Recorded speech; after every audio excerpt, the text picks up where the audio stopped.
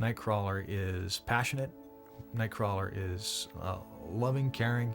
Nightcrawler is one of the most exciting and innovative and interesting characters I've ever worked with. Nightcrawler rocks.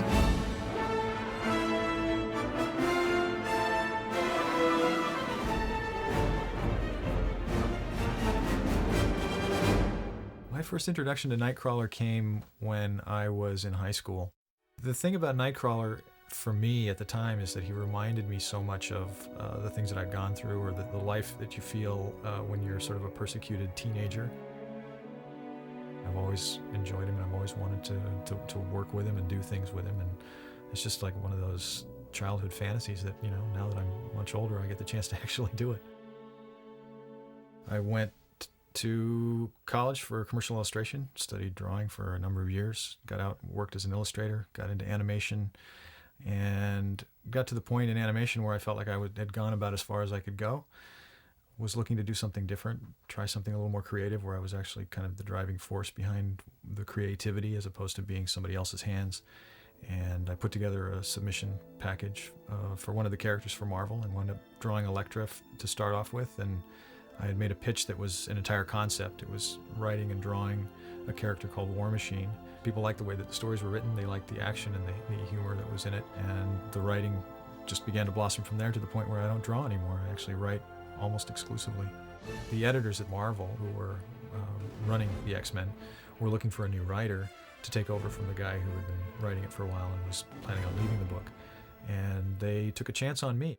It's one of those right time, right place, lucky break kind of things, and I'll be forever grateful, because it's been a blast. He was a very happy-go-lucky kind of character. He has evolved quite a bit over the years. As you saw in the movie, there was always that spiritual side of him. He was always very strongly devout and a very strong believer in God. And as the series progressed, eventually they turned him into a studying priest. That was the evolution of his character. That was the direction that he'd gone. He had become more moody and more downbeat. And when I took over the book, I said, I want to get him out of that. I want to get him back to where he used to be, more happy-go-lucky, more sweet and kind and funny, and more of a glasses half full kind of guy. The Nightcrawler prequel came out because Marvel had decided that they wanted to take some of the major characters that were going to appear in the X2 movie, and they wanted to write individual stories about them, about what happened to them just before the movie starts, just before the credits begin to roll. The nice thing about the prequel, though, was that I was able to take a lot of the original concepts and just kind of run with them. I didn't have to be anchored in by what had happened in the comic book. I didn't have to follow any original existing continuity. I could just sort of take what I wanted and crafted a story of what happened before and how he got to that point where he was actually going to go in and assassinate the President of the United States. I start the story off with him already involved in the circus. He's the same age that he is in the movie. He was a foundling as a child. He doesn't know who his parents are. And a woman that belongs to the circus, Margali Zardos, and her daughter, Amanda, find this baby Nightcrawler and raise it as their own. As time goes on, he becomes a full member of the circus. He has a flair for the dramatic. He winds up becoming one of the star performers, and they start to build the show around him. He's not entirely happy with the way things are going, because he's fallen in love with Amanda, and she's in love with somebody else. He winds up being approached by the guys from Weapon X, by Stryker, and they cloud Kurt's mind so that he believes that he's finally gotten Amanda to fall in love with him. And then they take him off and keep him in this little fantasy world to keep him under control.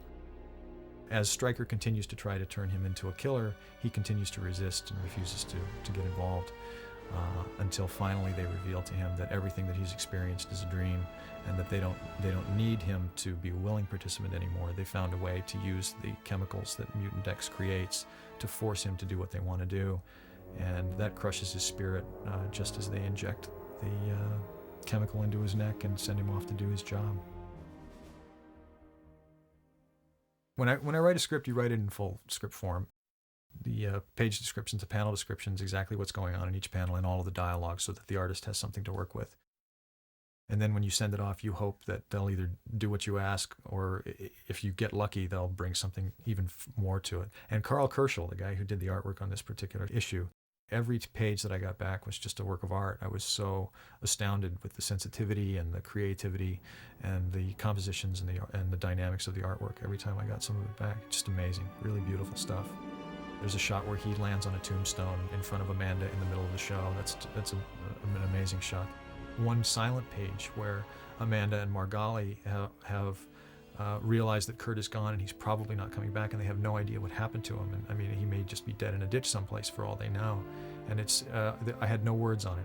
It's just an amazingly beautiful, sensitive page, and there's just no reason to put any dialogue over the top of it. The one that I remember the most is Stryker is trying to determine what kind of powers Nightcrawler has. He knows that he can teleport, he knows that he's very agile, and that he speaks various different languages. And he says, is there anything else that you can do? And there's a little sequence where Nightcrawler thinks about it for a second, and then he looks and he says, if you rub my stomach, my leg wiggles. And he goes, and Stryker gets mad and turns around and walks away, and he goes, no, really, try it. And that was one of my favorites in the book. I loved it, and the way Carl drew it was so funny. He is at his core, in a lot of ways, the essence of what the X-Men is supposed to be. They are ostracized, put upon. They're people that are not looked upon kindly in the world. And so they speak to that sense of alienation that we all have in a lot of ways. Nightcrawler approaches that with a positive viewpoint. He does not look with hatred or with anger at the people who mistreat him or treat him badly. He's understanding of their reactions, and he tries to put as positive a spin on it as he possibly can at all times. Wolverine is the cool character that everybody really gets into because they all want to have 6-inch claws sometimes and run around killing people willy-nilly. But Nightcrawler to me is really what is the heart of what the X-Men is all about. As long as there will be X-Men, there will be Nightcrawler. When people read this, I guess my biggest expectation or my biggest hope is I want them to have a good time. I want them to have read it and say, that was pretty cool, to remember it and for it to have some kind of a special place in their hearts.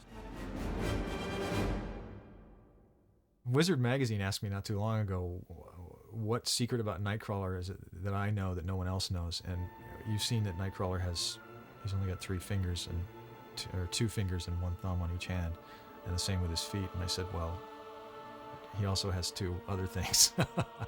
And I don't know if you guys can use that, but that was my answer to them. That's the one secret that I know about Nightcrawler that nobody else knows. Now, why I know that, I'm not really sure I want to talk about, but I'm sorry, that's the first thing that came to mind.